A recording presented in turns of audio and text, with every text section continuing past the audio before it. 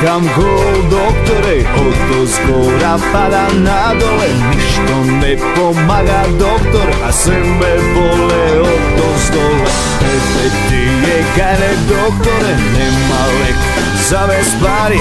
Da se smejam ili da plačam, zdravlje fali, zdravlje fali. Ne me leči, doktore, žiti majka, gdje si pijam čajče, doktore, to nas slamka i to nas slamka. Ne me leči, doktore, žiti majka, ništo ne me boli, živi majka.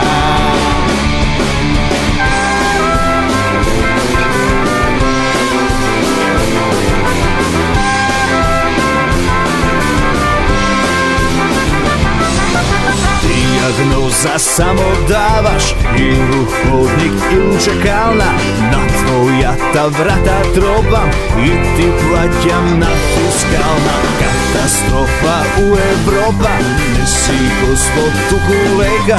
Ako ne te biva, doktore, a u svitnju vidi plega. Ne me leči, doktore, žiti majka, gdje si pijam čajče, doktore, to nas slamka i to nas slamka. Ne me leči, doktore, žiti majka, ništo ne me boli, živi majka.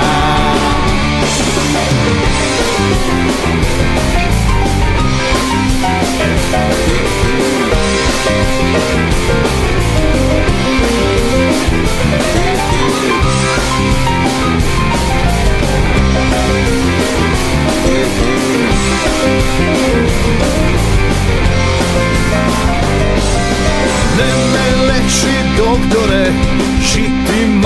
žiti majka, gdje si pijam čajče, doktore, to nas slamka i to nas slamka. Ne me leči, doktore, žiti majka, ništo ne me boli, živi majka.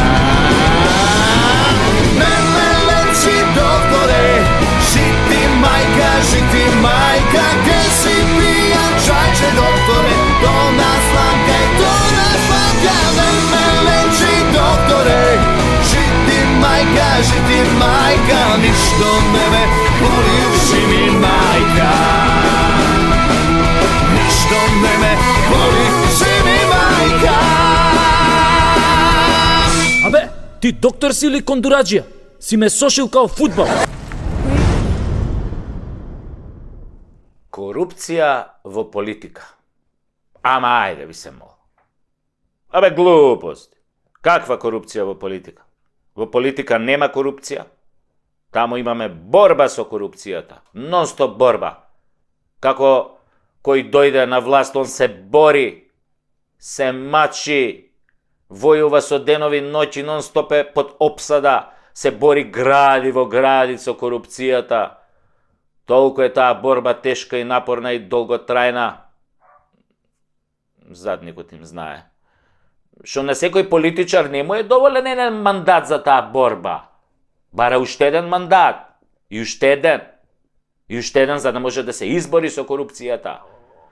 И кај што е тешка борбата, таа е фрустрирачка и напорна, на секој политичар му создава здравствени проблеми, стрес. Например, доаѓа тој млад, слаб, но здрав и неискусен и по неколку години жестока борба во политиката со корупцијата, секојдневно полна со нервози, неуспешни битки, еден напред, три назад, од фрустрацијата почнува прекумерно да јаде. Од нервоза јаде.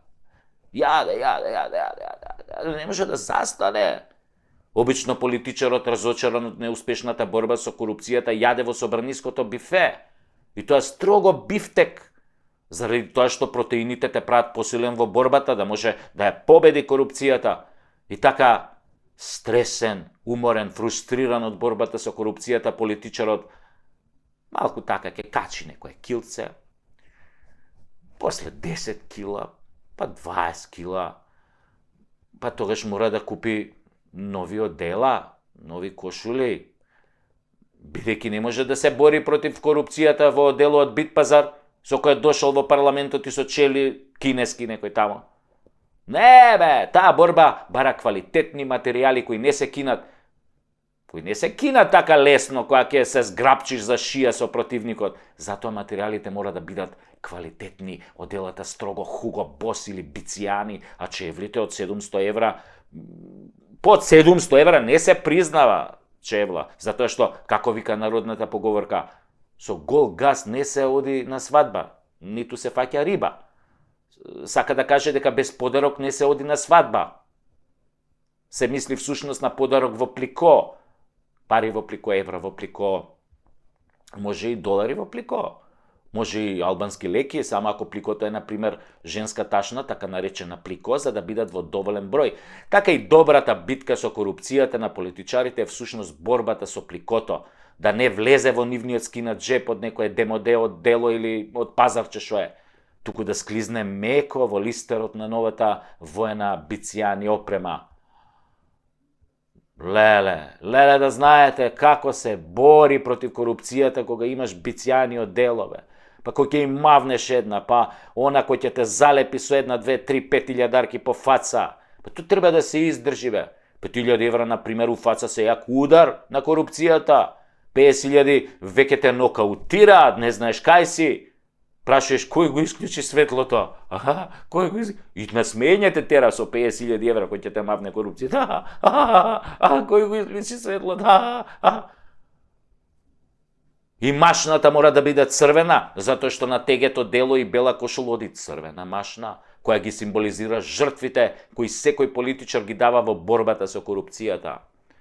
Неговите долгогодишни жртви да ја искорени корупцијата, да нема корупција кај неговите колеги, така и тој ќе се избори за да се одвикне полека за време на 3-4 мандата. И за неговата борба со корупцијата секој политичар бидува награден како што доликува и секој е транспарентен затоа што борбата бара транспарентност кон тие што го барале тоа. Така, неговата награда се гледа во зголемувањето на неговиот имот на имотната листа во антикорупцијска. Што повеќе политичарот се бори против корупцијата, тоа повеќе му расте списокот на станови, возила и пари со кои е награден за својата борба. Така е барем во нашата земја.